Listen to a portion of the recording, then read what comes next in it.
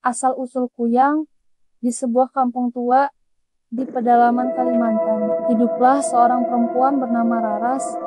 Ia dikenal sebagai wanita cantik dengan kulit putih bersih dan rambut panjang yang selalu tergerai. Namun, di balik kecantikannya, Raras menyimpan satu hasrat yang besar. Ia ingin awet muda dan tidak pernah kehilangan kecantikan. Seiring waktu, Raras mulai mendengar kabar tentang ilmu hitam kuno yang diwariskan dari nenek moyang Dayak. Ilmu itu disebut bisa membuat seseorang tetap cantik, muda dan kuat, bahkan mampu memperoleh kekayaan besar. Namun untuk mendapatkannya, ada syarat yang sangat berat.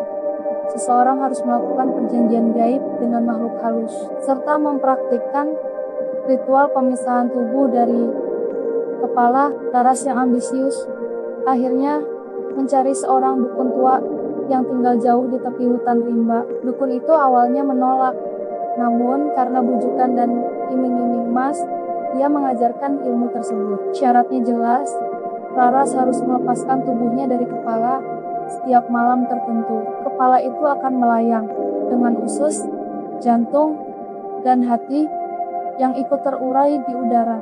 Ia hanya bisa hidup abadi dan tetap cantik bila minum darah bayi atau darah wanita yang baru melahirkan. Jika suatu hari ada orang yang mengetahui kelemahannya, ia akan musnah. Raras menerima syarat itu.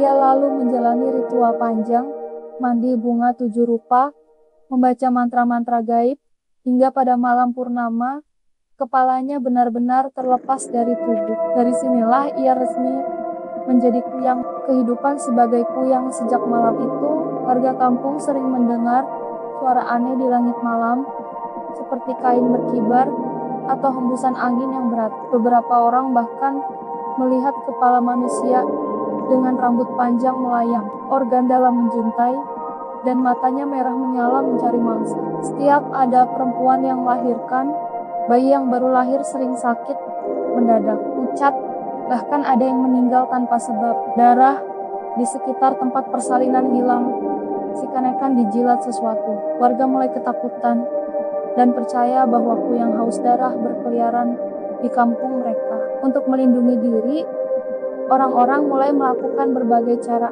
menabur rempah-rempah seperti bawang merah, bawang putih, atau kunyit di sekitar rumah, menggantungkan sapu lidi atau pisau di pintu, karena dipercaya kuyang takut benda tajam, membacakan doa-doa dan menyalakan api unggun di malam hari. Terungkapnya identitas Raras meskipun Raras pandai menyembunyikan jati dirinya. Ada seorang dukun kampung bernama Jatiningrat yang curiga. Ia memperhatikan bahwa tubuh Raras selalu tampak pucat di siang hari, dan di lehernya ada bekas aneh si kenekan tergores.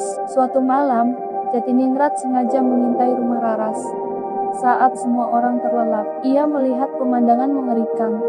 Tubuh Raras tergeletak tanpa kepala, dan kepalanya melayang keluar rumah menuju arah hutan. Jatiningrat lalu mengambil pecahan kaca dan paku untuk ditaburkan ke tubuh Raras yang ditinggalkan. Saat menjelang subuh, kepala kuyang itu kembali ingin menyatu dengan tubuhnya. Namun karena ususnya tergores kaca dan paku, ia kesakitan dan tidak bisa menyatu lagi. Warga kampung yang dipanggil Jatiningrat segera datang membawa api dan doa-doa. Raras yang sudah tak bisa bersatu dengan tubuhnya pun akhirnya terbakar dan lenyap menjadi abu. Namun, menurut kepercayaan, tidak semua kuyang musnah. Ilmu hitam yang diwariskan tetap ada dan bisa dipelajari oleh orang-orang lain yang masih haus akan kecantikan dan kesaktian. Karena itulah, hingga sekarang masyarakat percaya bahwa kuyang masih ada dan gentayangan di Kalimantan. Pesan dari legenda ini, kuyang menjadi simbol tentang keserakahan manusia yang ingin melawan kodrat alam.